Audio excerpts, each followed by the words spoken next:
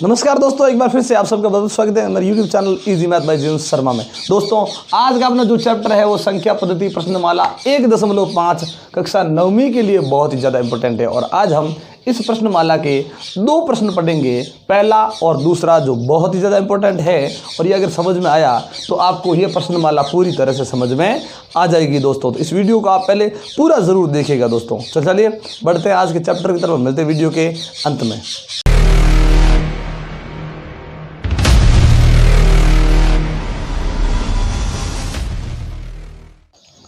तो दोस्तों आज का अपना जो पहला प्रश्न है उसमें यह पूछा गया है कि इनमें परिमेय कौन सी है और अपरिमेय कौन सी है। तो हमने आपको पहले ही बता दिया है कि भाई जिसमें रूट लगा है और रूट हट नहीं सकता, ध्यान रखें, यदि संख्या है, संख्या पर रूट लगा है और वो रूट अगर हट नहीं सकता है तो वो हमेशा अपरिमेय संख्या ही होती है।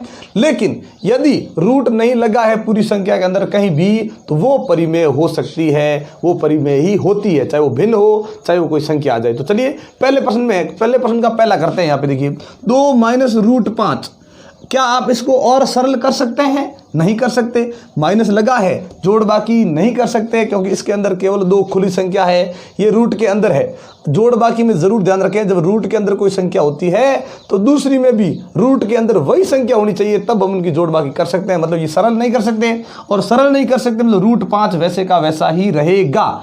तो √5 की वजह से ये पूरी की पूरी संख्या अपरिमेय है। वैसे तो इसमें √5 है वही अपरिमेय है, लेकिन जब अपरिमेय संख्या किसी में होती है तो उसके साथ वाले सभी मिलकर वो सब अपरिमेय बन जाते हैं। ये पूरी संख्या क्या है? अपरिमेय। ऐसा पूछ लिया जाए कि इसमें √5 क्या है तो अपरिमेय, 2 क्या है तो परिमेय, लेकिन 2 - √5 ये पूरी क्या है तो पूरी अपरिमेय होती है। जरूर ध्यान रखें, अपरिमेय की वजह से फिर पूरी संख्या अपरिमेय बन जाती है। यहाँ देखिए, अगर आप सरल कर सकते हो तो सरल करो, नहीं कर सकते ना, अब आगे देखिए, इसे सरल कर सकते हैं। देखिए अगर मैं इसका कोष्ठक हटा दूं तो 3 + √23 तो है ही, बाहर क्या है -√23, ये प्लस का √23, ये माइनस का √23 कट जाएंगे, आंसर आएगा क्या? 3। अब इसको देखकर बताइए ये क्या परिमेय है कि अपरिमेय है? तो ये अपरिमेय है भैया। अगर ये अपरिमेय है मतलब ये जो प्रश्न दिया गया था वो भी परिमेय ही है। अब आप कहोगे सर परिमेय कैसे, इसमें रूट लगा हुआ है? रूट लगा हुआ तो है, लेकिन हम सरल करने के बाद इस रूट को क्या कर सकते हैं? हटा सकते हैं ना, ये हटाया देखो, इसलिए ये कैसी संख्या है? परिमेय है, अपरिमेय नहीं है। यही आते हैं और यहाँ पे भी सरल करते हैं। ये नीचे रूट का 7, ये ऊपर रूट का 7। ध्यान रखें, ऊपर वाली संख्या जो है वो भी गुणा में है, 2 √7, और बट्टा के नीचे जो संख्या है वो भी 2 √7 है, इसमें 7 √7 है, ये भी गुणा के अंदर। जब ऊपर वाली गुणा में हो, नीचे वाली गुणा में हो तो ऊपर और नीचे जो कटता है उन्हें काट लें, तो दोनों कटने के बाद में आंसर बचा 2/7, और जो कैसा है? परिमेय। और अगर ये आंसर परिमेय है मतलब ये संख्या भी परिमेय ही होगी, अपरिमेय नहीं होगी। यहाँ आते हैं 1/√5, तो क्या इसका रूट हटा सकते हैं हम? किसी तरह से इसका रूट नहीं हटा सकते, तो ये रूट वैसे का वैसा रहेगा, सरल नहीं कर सकते, काट नहीं सकते, यानी ये संख्या अपरिमेय है और अपरिमेय ही रहेगी। चलिए ये परिमेय नहीं है। यहाँ आते हैं, देखिए सबसे ज़्यादा कंफ्यूज करने वाला ये प्रश्न 2π।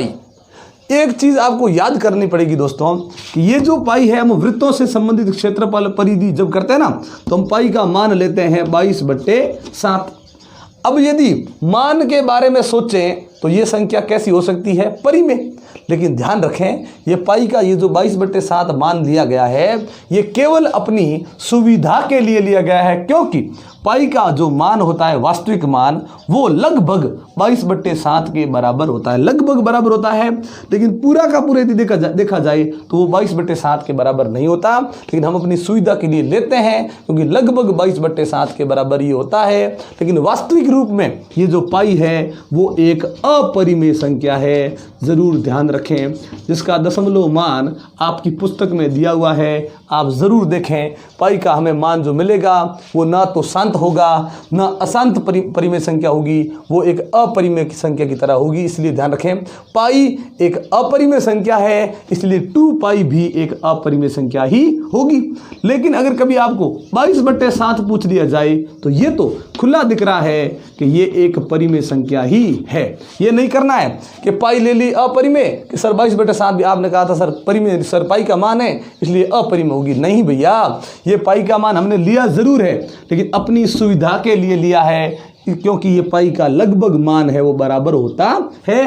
बाकी वास्तव में पाई एक अपरिमेय संख्या है, जबकि पाई का जो मान हमने लिया है 22/7 वो एक परिमेय संख्या है। तो इस प्रकार से अपना पहला प्रश्न हो गया है। बढ़ते हैं दूसरे प्रश्न की तरफ।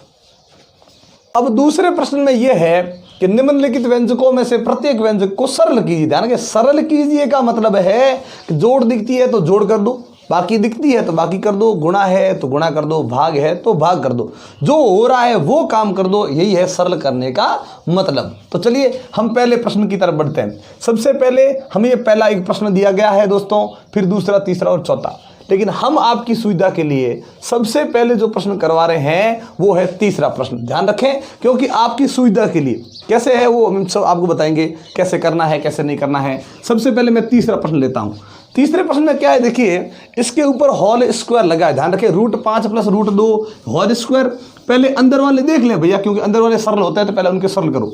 √5 + √2। अब ज्यादातर बच्चे क्या करते हैं, इनकी जैसे ही प्लस करते हैं इनको √5 + √2 हो जाते हैं रूट के 7। ये प्रश्न आपका गलत हो गया, √7 होगा ही नहीं।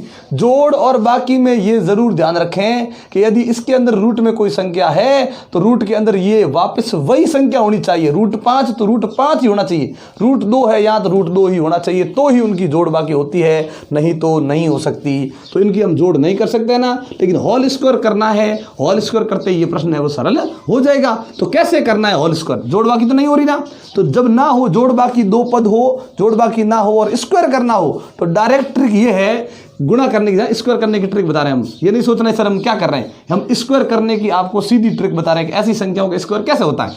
या 5 होता, स्क्वायर करना होता तो सीधा डायरेक्ट क्या मिलता, 25, कोई दिक्कत नहीं थी। लेकिन यहाँ पे तो दिक्कत हो रही है, तो फिर क्या करना है आपको कि जो भी आपका पहला नंबर है उसका कर लें स्क्वायर, प्लस फिर जो दूसरे नंबर पे है उनका भी कर लें स्क्वायर। फिर क्या करना, देखिए पहले नंबर का स्क्वायर, दूसरे नंबर का स्क्वायर। ये नहीं करना है कि दोनों का स्क्वायर क्या हो गया, नहीं भैया अभी तक स्क्वायर सरल नहीं हुआ, पूरा स्क्वायर देखें, पहले दोनों का स्क्वायर कर लें, फिर दोनों का गुणा करें। जब गुणा होगा, ये ध्यान रखें, जब रूट वाली संख्या का रूट वाली संख्या से गुणा होगा, √5 गुणा √2, इन दोनों का हमने क्या कर दिया है, गुणा कर दिया। √5 गुणा √2 है, ध्यान रखें। जो गुणा किया उनको हमेशा दुगुना कर लें और फिर देखें कि जिनको आपने गुणा किया है उसमें कोई माइनस तो नहीं है ना, तो फिर इसके आगे प्लस ही आएगा। ये गुणा करने के हम आपको सीधी ट्रिक बता रहे हैं कैसे करना है। पहले को स्क्वायर कर ले, दूसरे को स्क्वायर कर ले, फिर इन दोनों को गुणा करके उसे हमेशा 2 से गुणा करें। हमेशा स्क्वायर वाले में फिक्स है, जब इस प्रकार से 2 पदों पे होल स्क्वायर आएगा आपको यहाँ 2 से जरूर गुणा करना है। अब इन दोनों के अंदर कोई माइनस नहीं है तो आगे प्लस लिख दें। यदि इन दोनों में से एक संख्या भी यदि माइनस की होती तो यहाँ आगे माइनस जरूर लगता। चलिए, लेकिन स्क्वायर तो हमेशा प्लस का ही होगा। √5 का स्क्वायर करेंगे 5 होगा, ये हमें पता है। रूट के ऊपर स्क्वायर लग जाए तो रूट और स्क्वायर दोनों कट जाते हैं, ये 5 आएगा, ये जरूर ध्यान रखें। रूट के ऊपर स्क्वायर है तो ही, घात में 2 है तो ही रूट और स्क्वायर कटेंगे। यहाँ पे भी कट जाएंगे, क्या हो जाएगा 2, प्लस यहाँ गुणा करेंगे ना, जोड़ बाकी में क्या था, जोड़ बाकी में रूट वाली संख्या समान होती तो जोड़ बाकी कर सकते हैं, लेकिन गुणा में ऐसा कुछ भी नहीं। गुणा में यह है कि जो रूट में नहीं है वो बाहर रहेगा, जो रूट के अंदर है उन दोनों का गुणा आराम से कर सकते हो। तो रूट के अंदर 5 दूनी 10 हो जाएगा। केवल गुणा में ऐसा होता है और भाग में ऐसा हो सकता था, लेकिन जोड़ और बाकी में अगर आपने ऐसा कर दिया √5 और √2 रूट के 7 हो जाएंगे तो वो आपका उत्तर गलत हो जाएगा दोस्तों। ये 5 और 2 कितने हो गए, 7। क्यों? क्योंकि इन संख्याओं को आप आराम से जोड़ सकते हो। तो भाई 2 को क्यों नहीं जोड़ा, अरे नहीं जोड़ सकते क्योंकि 2 के साथ में क्या है, रूट के 10, इनके साथ में रूट के 10 है नहीं, तो ये इसके साथ में नहीं जुड़ेगी और यही इसका आंसर हो जाएगा। इससे आगे आप सरल नहीं कर सकते। अगर आपने 7 + 2 9 कर दिए, ये आपका गलत हो गया समझो, नहीं तो नहीं करना है। 7 + 2 रूट के 10 रहेंगे, इनको हम जोड़ बाकी नहीं कर सकते। तो सबसे सरल ये हमने आपको समझा दिया। अब आते हैं दूसरे प्रश्न की तरफ। दूसरा करते हैं, क्या है, क्योंकि दूसरा और तीसरा दोनों ही समान है। आप कहोगे सर समान कैसे, अब देखिए 2 कोष्टक है, इसमें भी 2 कोष्टक है, इनके बीच में कोई चिन्ह नहीं, गुणा का चिन्ह समझो। पहले में देखते हैं कि पहला और दूसरे का पहला, देखिए पहला दोनों पहला पद क्या है, समान। इसके भी दोनों देखिए पहले पद कैसे हैं, समान। इसका दूसरा और इसका दूसरा भी समान, इसका भी दूसरा और दूसरा समान, तो ये एक जैसे ही हो गए। फिर एक में प्लस और माइनस है तो एक में प्लस और दूसरे में माइनस आ गया है। इनको कैसे सरल करें, तो ये इसकी तरह तो नहीं है, ये तो फिक्स हो गया क्योंकि यहाँ पे होल स्क्वायर था, यहाँ कहीं पे भी होल स्क्वायर का कोई चांस ही नहीं है क्योंकि दोनों कोष्टक पूरी तरह से समान नहीं है। अब ऐसी कंडीशन में क्या करना है, तो ऐसी कंडीशन में सिर्फ ये पहला काम करना है, ये काम आपको नहीं करना है, बस यही ध्यान रखें, इसमें कुछ भी नहीं।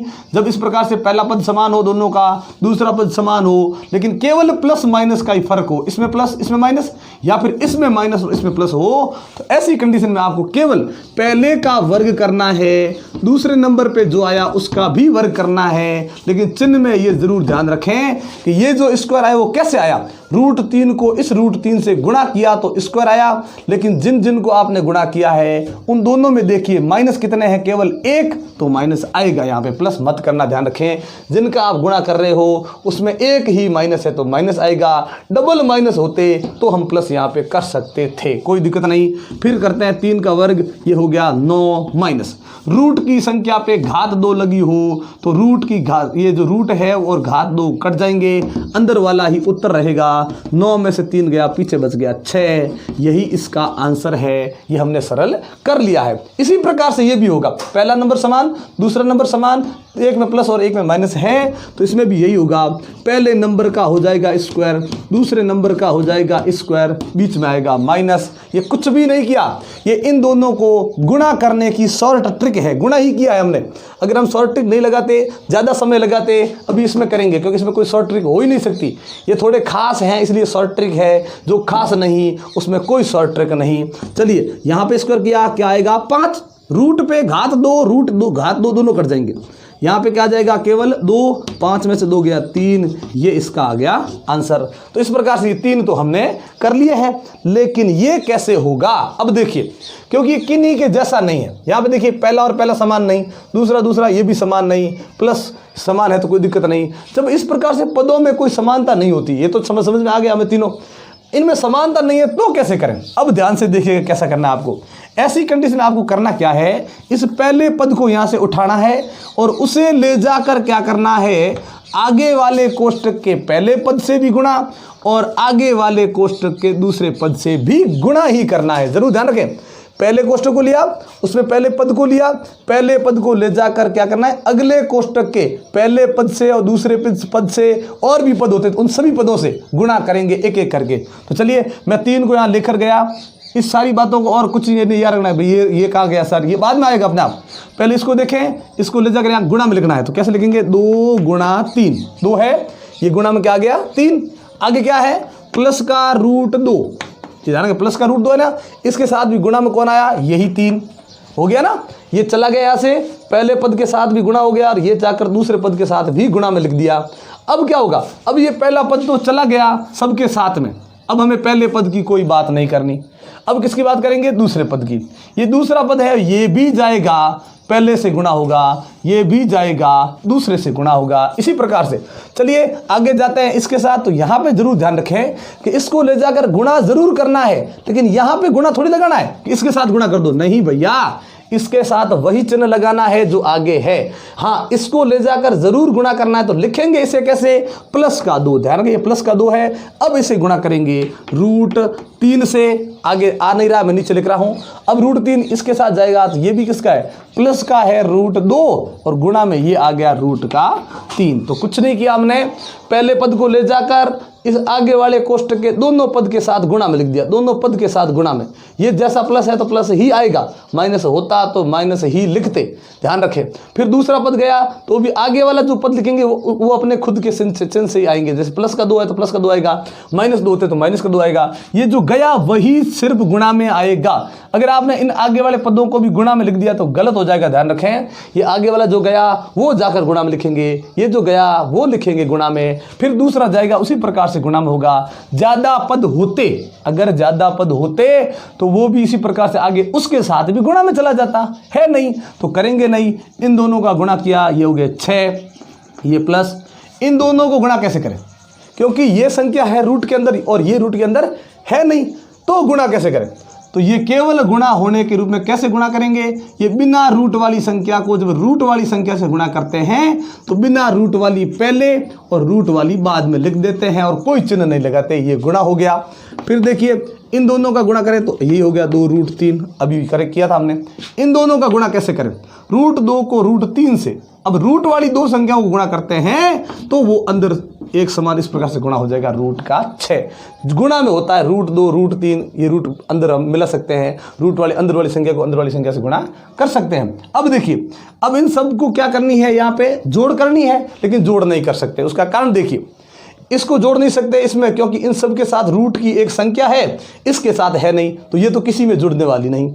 इनको देखते हैं कोई जुड़ सकती है कि नहीं जुड़ सकती है। इसके साथ कौन, रूट का 2, क्या और किसी के साथ रूट का 2 है, नहीं जुड़ सकती। ये रूट का 3, क्या किसी के साथ में रूट का 3 है, ये नहीं जुड़ सकती। इसमें साथ में क्या है, रूट का 6, क्या है किसी में रूट का 6, तो ये भी नहीं जुड़ सकती। तो इनकी जोड़ और बाकी अब नहीं कर सकते, तो यही इसका आंसर है, ज़रूर ध्यान रखें। तो जब भी जोड़ और बाकी की बात हो, यदि रूट में एक जैसी संख्या आए तो उनकी हम जोड़ और बाकी कर सकते हैं। गुणा में तो कोई दिक्कत नहीं, रूट का 2 रूट का 3 गुणा कर दो रूट का 6। रूट वाली संख्या को बिना रूट वाली संख्या से गुणा करते हैं तो बिना रूट वाली को पहले और रूट वाली को बाद में लिख के बीच में कोई चिन्ह नहीं लगाना है, वो गुणा हो गया। लेकिन जोड़ बाकी में ध्यान रखें, यदि एक संख्या के साथ में रूट की कोई संख्या है, जोड़ में जो संख्या आई उसमें भी यदि रूट की कोई संख्या है और वो समान है तो ही हम उनको जोड़ या घटा सकते हैं। तो ये देखिए ये जोड़ हम कर सकते हैं, मान ली मैंने मन से ली है, कोई इसमें नहीं है, यह मैं मन से करा रहा हूँ आपको, तो अब इसको आप जोड़ सकते हो आराम से। लेकिन जोड़ेंगे कैसे, इसके आगे कितना 3, इसके आगे कितना 1, नजर नहीं आ रहा ना, फिर भी एक ही है, ध्यान रखें। जिसका कोई नहीं होता उसका एक होता है। तो ये 3 ये 1 कितने हो गए 4, ये इसके साथ रूट का 2 इसके साथ रूट का 2, तो आगे भी रूट का 2 ही रहेगा। ध्यान रखिए, ये नहीं करना है कि सर जोड़ और बाकी के बाद इसमें सर चंद तो नहीं हुआ, होगा ही नहीं। रूट वाली संख्या समान हो जोड़ बाकी कर सकते हैं और वो संख्या रूट वाली वैसे की वैसी रहेगी, बार वालों की जोड़ या बाकी हो जाएगी। जोड़ और बाकी में जरूर ध्यान रखें, जैसे 7 रूट का 3 माइनस आया 3 रूट का 3, दोनों में रूट की संख्या समान है, आराम से बाकी कर सकते हैं। 7 में से 3 गई, पीछे बच गए 4, ये रूट वाली जो संख्या है वो वैसे की वैसी ही आएगी। गुणा में ऐसा कुछ भी नहीं है, अगर गुणा में एक संख्या है रूट की, एक संख्या और है रूट की लेकिन वो अलग है, फिर भी गुणा हो जाएगा, रूट में आ जाएगा 6, कोई दिक्कत नहीं। तो इसी प्रकार से हमने आज ये पहला और दूसरा प्रश्न है वो पूर्ण कर लिया है। तो दोस्तों आज की वीडियो हम यहीं पे समाप्त करते हैं। ये वीडियो आपको कैसी लगी ये हमें कमेंट बॉक्स में लिखकर जरूर बताइएगा। अच्छी लगी हो तो लाइक और शेयर कर दें दोस्तों। एक बार आप सबका बहुत बहुत धन्यवाद हमारे चैनल को सब्सक्राइब करने के लिए और हमारे वीडियोज़ को लगातार देखने के लिए। लेकिन अगर आप हमारे चैनल पर नए हैं और हमारी वीडियो को आप पहली बार देख रहे हैं दोस्तों, तो हमारे चैनल को सब्सक्राइब करना मत भूलिएगा और बेल आइकन दबाना भी मत भूलिएगा, ताकि जब भी इस प्रकार के इंटरेस्टिंग वीडियो हम आपके लिए लेकर आएँ नोटिफिकेशन आपको मिलती रहे। तो इसी प्रकार के इंटरेस्टिंग वीडियो देखने के लिए जुड़े रहे हमारे साथ। तब तक के लिए नमस्कार, जय हिंद, जय भारत।